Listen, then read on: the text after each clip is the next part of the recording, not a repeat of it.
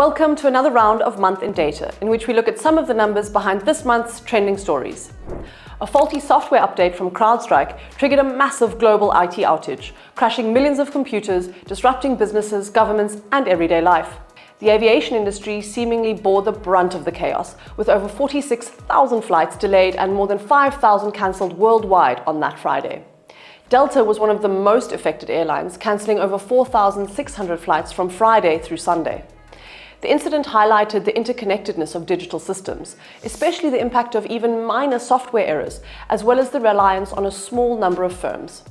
CrowdStrike is the second largest cybersecurity firm by market capitalization, generating more than $3 billion, serving 29,000 customers around the world, including government agencies and some of the world's biggest companies. The company had been on a run in 2024 prior to the incident, with its value surging from $60 billion at the start of the year to over $90 billion. However, by the Monday after, CrowdStrike's share price was down by more than 13%. The IT outage was a reminder of how dependent we are on technology and the importance of cybersecurity. Reports emerged during July that further reinforced this message, with suggestions that AT&T and CDK Global may have paid a ransom to release their data. Ransomware attacks hijack valuable data, and nearly two-thirds of the ransom demands exceed $1 million. In the case of AT&T, it is believed to have paid 5.7 bitcoins to the hacker, amounting to around nearly $400,000. Similarly, it is reported that CDK Global, a software firm serving car dealerships in the United States, may have paid a $25 million ransom in the form of 387 bitcoins. The share of ransomware attacks that actually result in the attacker receiving payment has dropped, but the average payout has risen, almost reaching the peak seen in 2020. Ransomware remains a significant risk in the IT landscape, with technology, finance, and manufacturing companies facing most of the attacks.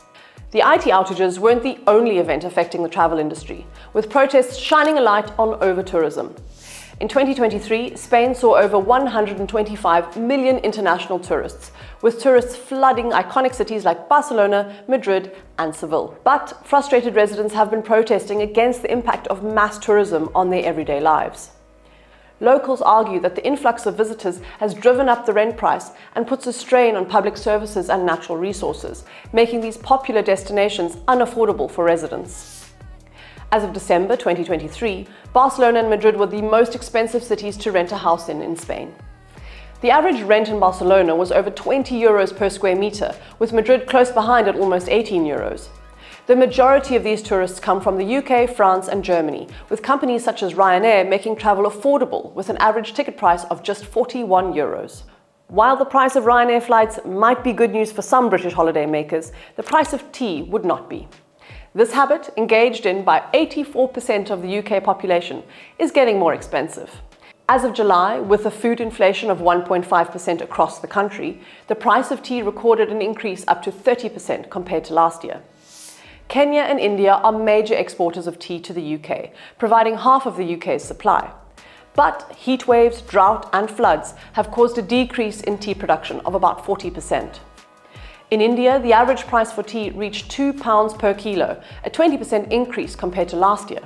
Tea is just one commodity that has seen a rising price due to the effects of climate change. Cocoa prices are another example, with its price reaching more than $10,000 a tonne in March of this year, from slightly over $4,000 in January 2024. The combination of extreme weather events and increase of global demand for cocoa were the reasons for this steep increase. Of course, news from the United States presidential race dominated headlines. Donald Trump was the target of an assassination attempt, and Joe Biden announced he was ending his campaign, instead endorsing Vice President Kamala Harris. Based on the average of several polls, Trump held a 0.8% lead over Biden in June, but that widened to more than around 3.5% in July. The way is becoming clear for Harris's nomination, with the majority of Democrats seeming to support her nomination as the Democratic candidate for president. Given that polls have only been conducted under a hypothetical Harris candidacy, it will take some time for an accurate picture to emerge. But Trump holds an average lead of 2% across several major polls. While polls are imperfect, financial support is much easier to measure. Based on self-reported figures, donations made through the Democratic platform Act Blue reached the highest levels since 2020.